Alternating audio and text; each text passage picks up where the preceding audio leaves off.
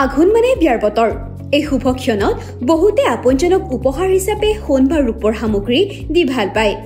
বিয়াৰ বতৰ আৰম্ভ হোৱাৰ লগে লগে মধ্যবিত্ত শ্ৰেণীয়ে কিছু সকাহ পাব পাৰে। দেখা গৈছে যে সামান্য হ্ৰাস পাইছে সোণৰ মূল্য, ইফালে বাঢ়িছে ৰূপৰ মূল্যও। আজি দেওবাৰৰ দিনটোত সোণ ৰূপৰ দাম কোনো পৰিৱৰ্তন হোৱা নাই, যদিও শনিবাৰৰ দিনটোত সোণৰ দাম কিছু হ্ৰাস পোৱা দেখা গৈছিল।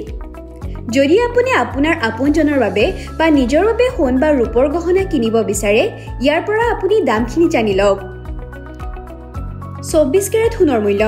15 নৱেম্বৰৰ দিনটোত 24 কেৰেট 1 গ্ৰাম সোণৰ মূল্য 12,703 টকা আছিল। একেদৰে 10 গ্ৰাম সোণৰ মূল্য 1,27,030 টকা। 100 গ্ৰাম সোণৰ মূল্য 12,70,300 টকা। 100 টকা হ্ৰাস পাইছে সোণৰ মূল্য। শনিবাৰে 22 কেৰেট সোণৰ মূল্য কিমান আছিল? 22 কেৰেট 1 গ্ৰাম সোণৰ মূল্য 11,644 টকা। 10 গ্ৰাম সোণৰ মূল্য 1,16,440 টকা।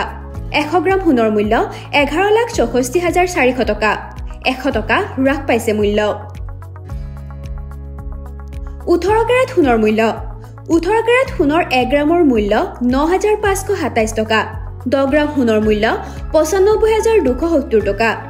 100 গ্ৰাম সোণৰ মূল্য 9,52,700 টকা। 100 টকা হ্ৰাস পাইছে মূল্য।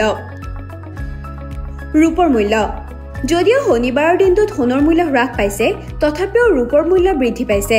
15 নৱেম্বৰত 100 গ্ৰাম ৰূপৰ মূল্য 17,320 টকা। 1 কেজি ৰূপৰ মূল্য 1,73,200 টকা। ৰূপৰ মূল্য 100 টকা বৃদ্ধি পাইছে।